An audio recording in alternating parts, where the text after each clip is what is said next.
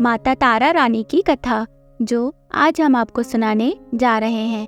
माँ भगवती को मानने वालों में से एक राजा इस वर्ष भी थे। वो दिन रात उनकी पूजा अर्चना में लीन रहते थे। राजा को किसी चीज की कमी नहीं थी, बस उन्हें बच्चे की ख्वाहिश थी। सालों से बच्चा न होने के कारण राजा कुछ निराश रहा करते थे। एक दिन राजा की भक्ति से खुश होकर माँ भगवती ने सपने में आकर उसे 2 बेटी होने का वरदान दिया। आशीर्वाद मिलने के कुछ समय बाद राजा के घर एक बेटी पैदा हुई। बेटी पैदा होने की खुशी में राजा ने सबको दावत दी और बेटी की कुंडली बनवाने के लिए पंडितों को बुलवाया। सबने राजा से एक ही बात कही कि यह साक्षात देवी का रूप है, जहाँ भी इसके कदम पड़ेंगे वहाँ खुशियाँ ही खुशियाँ होगी, यह भगवती देवी की भक्तन होगी। इतना सब कहकर पंडितों ने लड़की का नाम तारा रख दिया। कुछ समय के बाद मंगलवार के दिन राजा के घर एक और बेटी पैदा हुई। ज्योतिषों ने उसकी भी कुंडली बनाई और उदास हो गए। राजा ने जब उनसे उदासी का कारण पूछा तो ज्योतिषों ने बताया कि ये लड़की आपके जीवन में खूब सारा दुख लेकर आएगी। राजा ने ज्योतिषों से पूछा कि आखिर मैंने ऐसे कौन से खराब कर्म किए थे कि इसने मेरे घर जन्म लिया है। ज्योतिषों ने बताया कि आपकी दोनों बेटियां राजा इंद्र की अप्सराएं हुआ करती थी। इनमें से बड़ी बहन का नाम तारा और छोटी का रुकमन था। एक दिन ये दोनों मिलकर धरती की सैर करने के लिए गई। दोनों ने ही वहां पहुंचकर एकादशी के दिन का व्रत रखा था। तारा ने अपनी छोटी बहन से कहा कि आज एकादशी का व्रत है, इसीलिए बाजार जाकर कुछ ताजे फल ले आओ, लेकिन वहाँ कुछ खाना मत।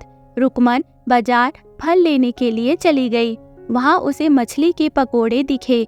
उसने झट से उन्हें खा लिया और अपनी दीदी के लिए कुछ फल ले लिए। रुकमन ने तारा से पूछा कि तुम अपने लिए फल क्यों नहीं लाई? उसने जवाब दिया कि वो मछली के पकोड़े खाकर आई है। तारा ने गुस्से में कहा कि तुम पापीन हो, एकादशी के दिन तुमने मछली खा ली। ऐसे खराब कर्म के लिए मैं तुम्हें छिपकली बनने का श्राप देती हूँ। अब उसी जंगल में तारा की बहन छिपकली बनकर रहने लगी। वहाँ एक जाने माने ऋषि गुरु गोरख भी अपने शिष्यों के साथ रहते थे। उनके शिष्यों में से एक बहुत ही घमंडी था।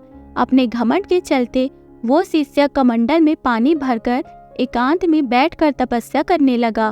तभी एक प्यासी गाय वहां आ गई। उसने सीधे अपना मुंह उस कमंडल में डाला और पानी पी लिया। पानी पीने के बाद जैसे ही गाय अपना मुंह बाहर को निकालने लगी तो कमंडल नीचे गिर गया और ऋषि का ध्यान भंग हो गया। ऋषि ने देखा कि गाय पानी पी गई है। अब गुस्से में ऋषि ने गाय को एक चिमटे से बुरी तरह घायल कर दिया। इस बात की जानकारी जब गुरु गोरख को पड़ी तो वो तुरंत गाय को देखने के लिए गए। जैसे ही उन्होंने गाय की हालत देखी, वैसे ही अपने उस घमंडी शिष्य को आश्रम से बाहर निकाल दिया। कुछ दिनों के बाद गौ माता पर किए गए उस अत्याचार से होने वाले पाप को कम करने के लिए उन्होंने एक यज्ञ करवाया। इस यज्ञ के बारे में गाय को चिमटे से मारने वाले घमंडी शिष्य को भी पता चला। वो सीधे पक्षी का रूप धारण करके यज्ञ स्थल पर गया और भोजन में अपनी चोंच से मरा हुआ सांप डाल दिया। किसी को इस बात की खबर नहीं हुई। ये सब होते हुए तारा से श्राप मिलने वाली छिपकली रुकमन देख रही थी। उसके मन में हुआ कि इसे खाकर सारे लोग मर जाएंगे। सबकी जान बचाने के लिए छिपकली बनी रुकमन सभी लोगों के सामने भोजन पर गिर गई। लोगों ने छिपकली को खूब कोसा और बर्तन को खाली करने लगे। उसी वक्त भंडारा करने वालों को खाने में मरा हुआ सांप भी दिखा। तब कहीं जाकर सबको समझ आया कि छिपकली सबकी जान बचाने के लिए जानबूझकर भोजन में गिरी थी। एक छिपकली होने के बावजूद भी इतने अच्छे विचार होने की वजह से यज्ञ में मौजूद सारे महत्वपूर्ण लोगों ने कहा कि हमें इस छिपकली की मुक्ति के लिए प्रार्थना करनी चाहिए।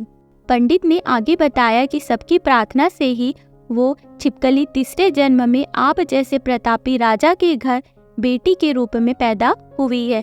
वहीं तारा ने दूसरे जन्म तारामती के रूप में लिया है और अयोध्या के राजा हरिश्चंद्र से शादी की।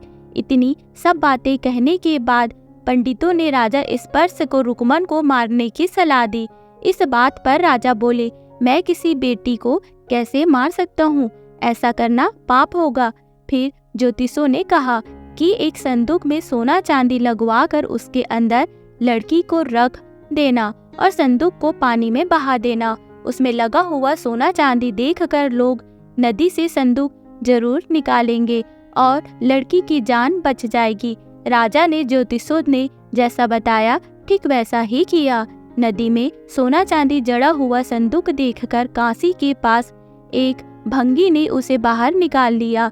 उसके कोई बच्चे नहीं थे, इसीलिए उसने संदूक के अंदर की लड़की को पालने का फैसला किया। उसे भंगी व उसकी पत्नी ने खूब प्यार से पाला और रुक्को नाम रख दिया। बड़ी होते ही दोनों ने रुक्को की शादी करवा दी। रुक्को की सासू माँ तारामती और राजा हरिश्चंद्र के महल में साफ सफाई करने का काम किया करती थी। कुछ दिनों के बाद रुक्को की सासू माँ बीमार हो गई। उनकी जगह रुक्को वहाँ काम करने लगी। तारामती ने उसे देखा और पुराने जन्म के पुण्य के कारण पहचान लिया और उसे कहा कि तुम मेरे साथ बैठ जाओ। रुक्को ने बोला कि मैं तो भंगीन हूँ, इसीलिए आपके पास नहीं बैठ सकती। तब तारामती ने उसे बताया कि तुम पूर्व जन्म में मेरी बहन थी। तुमने एकादशी के व्रत के दिन मछली खा ली थी और मैंने तुम्हें दंड देते हुए छिपकली बना दिया। जब तुम्हें दोबारा मनुष्य जन्म मिला है तो इस जन्म में माँ वैष्णो की पूजा करके पुण्य कमा लो। माँ की पूजा से तुम्हारी सारी इच्छाएं पूरी होगी। तारामती की इस बात को सुनने के बाद रुक्को माँ वैष्णो से एक बेटे के लिए प्रार्थना करती है और कहती है कि अगर उसकी मनोकामना पूरी हुई तो वो अपने घर में माँ वैष्णो की देवी पूजन और जागरण कराएगी। माँ वैष्णो देवी उसकी प्रार्थना सुन लेती है और उसे बेटा होता है। पुत्र की प्राप्ति के बाद रुक्को उसकी देखभाल और लाड दुलार में माँ वैष्णो देवी की पूजा करना भूल जाती है। ऐसा होते होते 5 साल बीत गए और फिर एक दिन उस बच्चे को चेचक यानी माता निकल आती है। बच्चे की ऐसी स्थिति देखकर परेशान रुक्को अपने पिछले जन्म की बहन तारामती के घर जाकर उन्हें इस समस्या के बारे में बताती है। तब तारामती ने पूछा कि तुमने माँ वैष्णो देवी की पूजा अर्चना में कोई गलती तो नहीं की। फिर रुक्को को याद आता है कि उसने माँ वैष्णो देवी का जागरण कराने का प्रण लिया था। ये बात याद आते ही रुक्को को काफी पछतावा हुआ और मन में माँ वैष्णो देवी से कहा कि बच्चे के ठीक होते ही वो अपने घर में जागरण कराएगी। अगले ही दिन उसका बेटा पूरी तरह ठीक हो जाता है।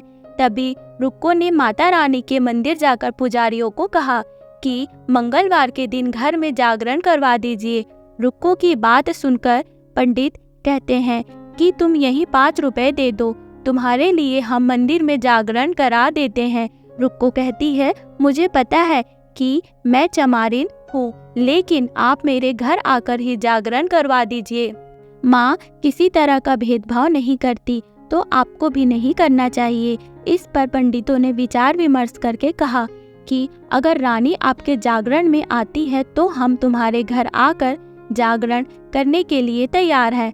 पंडितों की बातें सुनकर रुक्को अपनी बहन तारामती के पास आती है और तारामती को सारी बात बताती है। रुक्को की बातें सुनकर तारामती जागरण में जाने के लिए तैयार हो जाती है। इस बात को बताने के लिए रुक्को जब पंडित जी के पास जाती है तब उनके बीच की बातों को सेन नामक नाई सुन लेता है। फिर वह हरिश्चंद्र को जाकर सारी बातें बता देता है। राजा के मन में हुआ कि रानी को नीची जाति वालों के घर जागरण में नहीं जाना चाहिए। इसी वजह से वो अपनी उंगली काट लेते हैं, जिससे उन्हें नींद ना आए और रानी जागरण में ना जा सके। जब जागरण का समय होता है तब भी राजा को जागते हुए देखकर रानी मन ही मन माँ वैष्णो देवी से प्रार्थना करती है कि महाराज को नींद आ जाए ताकि मैं जागरण में जा सकूं। रानी के प्रार्थना के कुछ ही देर बाद राजा को नींद आ जाती है। फिर रानी तारामती रोशनदान में रस्सी बांधकर महल से नीचे आकर रुक्कू के घर चली जाती है। इसी जल्दबाजी में रास्ते में ही रानी का रेशमी रुमाल और एक पाँव का कंगन भी गिर जाता है। इधर कुछ वक्त बाद राजा हरिश्चंद्र की नींद टूट जाती है। नींद खुलने पर रानी को अपने पास ना देखकर राजा उसकी तलाश में निकल जाते हैं। रानी को ढूंढते ढूंढते उन्हें रानी का रुमाल और कंगन मिलता है। रानी की चीजों को अपने साथ लेकर राजा जागरण स्थल पहुंचते हैं और एक जगह चुपचाप बैठकर जागरण सुनने लगते हैं। माँ वैष्णो देवी के जयकारे के साथ जागरण खत्म होता है और सभी को प्रसाद दिया जाता है। तब रानी अपने हिस्से के प्रसाद को झोली में डाल लेती है। रानी के ऐसा करने पर लोग उनसे पूछते हैं कि वो प्रसाद क्यों नहीं खा रही है। अगर आप प्रसाद का सेवन नहीं करती हैं तो जागरण में आए लोग भी प्रसाद नहीं खाएंगे। तब रानी बोलती है कि वह प्रसाद राजा के लिए था, अब आप मुझे प्रसाद दीजिए। फिर अपने लिए प्रसाद लेकर रानी सबके सामने उसे खा लेती है। रानी के प्रसाद खाते ही जागरण में मौजूद सभी भक्तों ने भी प्रसाद खाया। उसके बाद रानी महल के लिए निकल जाती है। तभी रास्ते में ही राजा उन्हें रोक कर पूछते हैं कि तुमने नीच जाति के घर प्रसाद खाकर खुद को अपवित्र कर लिया है। तुमने मेरे लिए भी प्रसाद रखा है, अब तुम उससे मुझे भी अपवित्र करना चाहती हो। अब मैं तुम्हें अपने महल नहीं लेकर जा सकता। यह बोलते हुए जब राजा रानी की झोली को देखता है तब उन्हें प्रसाद की जगह गुलाब, चंपा जैसे अनेक फूल और कच्चा चावल व सुपारियां नजर दिखती है। इस चमत्कार को देखकर राजा हैरान हो जाते हैं। फिर राजा चुपचाप रानी को अपने साथ लेकर महल पहुंचते हैं। वहां रानी बिना माचिस के ही माता रानी के सामने दीप जलाकर राजा हरिश्चंद्र को और हैरान कर देते हैं। फिर रानी बोलती है कि माता के दर्शन करने के लिए बहुत बड़ा त्याग करना पड़ता है। इसके लिए आपको अपने बेटे रोहिताश्व की बलि देनी होगी, तभी माँ दुर्गा आपको साक्षात दर्शन देगी। यह सुनकर राजा के मन में माँ के दर्शन की इच्छा होने लगी, जिसके लिए राजा अपने पुत्र की बलि दे देते हैं। बलि देने के बाद माँ दुर्गा शेर पर सवार होकर प्रकट हो जाती है। उन्हें देखकर राजा हरिश्चंद्र काफी खुश हो गए और माँ दुर्गा ने तुरंत राजा के बेटे को दोबारा जिंदा कर दिया। इस चमत्कार को देखकर राजा हरिश्चंद्र खुश हो गए। तभी राजा ने माँ की पूरी विधि से पूजा करके उनसे गलतियों की माफी मांगी। माँ दुर्गा ने भी राजा को खुश रहने का आशीर्वाद दिया और अंतर्ध्यान हो गई। तब राजा ने तारा रानी से कहा कि मैं बहुत खुश हूँ कि मुझे पत्नी के रूप में आप मिली हैं। फिर राजा हरिश्चंद्र, तारा रानी और रुक्मन तीनों अपनी मनुष्य योनि से छुटकारा पाकर देवलोक में चले जाते हैं। तो दोस्तों, इस कहानी से हमें यही सीख मिलती है कि तारा रानी व्रत कथा जीवन में श्रेष्ठ कर्म करने की सीख देती है। बुरे कर्मों के फल इंसान को भोगने ही पड़ते हैं। तो दोस्तों, ये कहानी आपको कैसी लगी हमें कमेंट करके जरूर बताइएगा। वीडियो को लाइक, चैनल को सब्सक्राइब जरूर कीजिएगा। मिलते हैं नेक्स्ट वीडियो में। Okay, bye bye, take care, thank you.